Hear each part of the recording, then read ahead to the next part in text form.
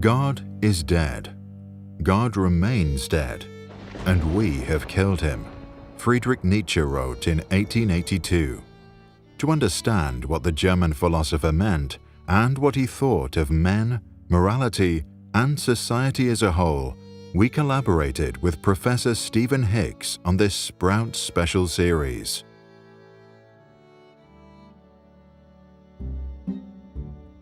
Part 1. God is dead. For thousands of years, humans have been religious, but in the modern world, religion has become a shadow of its former self. Nietzsche's dramatic phrase, "God is dead," is meant to capture the shocking quality of this revelation. For those raised religiously, religion personalized the world. It gave them a sense that the world had a purpose and that they were part of a larger plan. It gave them the comfort that, despite appearances, we are all equal and cared for, and that upon death, instead of a cold grave, a possible happily ever after ending awaits. But in the modern world, we find it increasingly hard to believe those values. We have seen the dramatic rise of science, which has offered less comfortable answers to questions religion traditionally had a monopoly on. We have thrown off the shackles of feudalism with its unquestioning acceptance of authority and have become more individualistic and naturalistic in our thinking.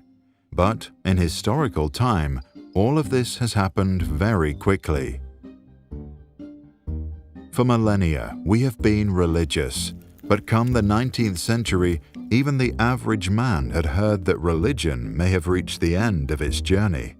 For most of us, even the suggestion of this hints at a crisis. Imagine a 13-year-old who is awakened in the middle of the night to be told by strangers that both his parents have died.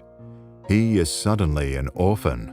For as long as he can remember, his mother and father were present in his life, looking after him and guiding him. Now they are gone, and ready or not, he is thrust into that world alone. How does the young teen handle that sudden transition? Culturally, Nietzsche says, we are like that young teen. For as long as we can remember, our society has relied upon God the Father to look after us. But now, suddenly, we are orphaned. We wake up one morning to discover that in our heart of hearts, our naively childhood religious beliefs have withered. So now, whether we like it or not, a question creeps into our minds. How do we face the prospect of a world without God and religion? In the 19th century, says Nietzsche, most people did not face that question well. Most people avoid the issue, sensing that even to raise it would be to enter dangerous territory. Life without religion is too scary to contemplate, so they retreat to a safety zone of belief and repeat nervously the formulas they have learned about faith. Slightly better to Nietzsche, but not much, are the socialists of the 19th century. Socialism is on the rise, and many socialists accept that God is dead. But then they are very concerned that the state take God's place and look after them. The mighty state will provide for us and tell us what to do against the mean people of the world. Think of it this way. The Judeo-Christian tradition says this is a world of sin, in which the weak suffer at the hands of the strong, that we should all be selfless and serve God and others, especially the sick and helpless.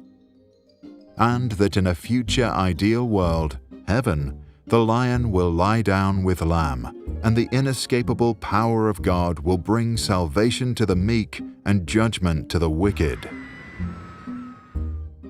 The socialist tradition says this is a world of evil exploitation, in which the strong take advantage of the weak. But we should all be selfless and sacrifice for the good of others, especially the needy. From each according to his ability, to each according to his need. and the forces of history will necessarily bring about a future ideal world that will end all harsh competition, empowering the oppressed and eliminating the evil exploiters. Both religion and socialism thus glorify weakness and need. Both recoil from the world as it is, tough, unequal, harsh. Both flee to an imaginary future realm where they can feel safe. Both say, be a nice boy, be a good little girl, share, feel sorry for the little people. And both desperately seek someone to look after them, whether it be God or the state. So where, asks Nietzsche, are the men of courage? Who is willing to stare into the abyss? Who can stand alone on the icy mountaintop? Who can look a tiger in the eye without flinching? To be continued. Nietzsche, who was born in 1884, was not only a fierce critic of church and socialism, but also nationalism and anti-Semitism. His strong moral stance meant that he openly condemned many of his intellectual friends and even broke his relationship with his own sister, who married a notorious anti-Semite. So, what are your thoughts on Nietzsche? Do you agree with his understanding of the world we live in? For more information about this extraordinary man and his impact on our society, check the descriptions below. There you'll also find a link to Stephen Hick's full account of the German philosopher.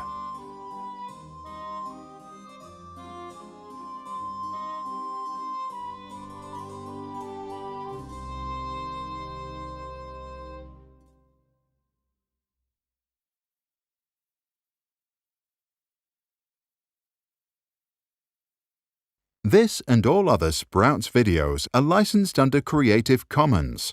That means teachers from all around the world can use them in classrooms, online courses, or to start projects.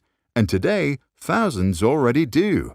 To learn how it works and download this video without ads or background music, check out our website or read the description below.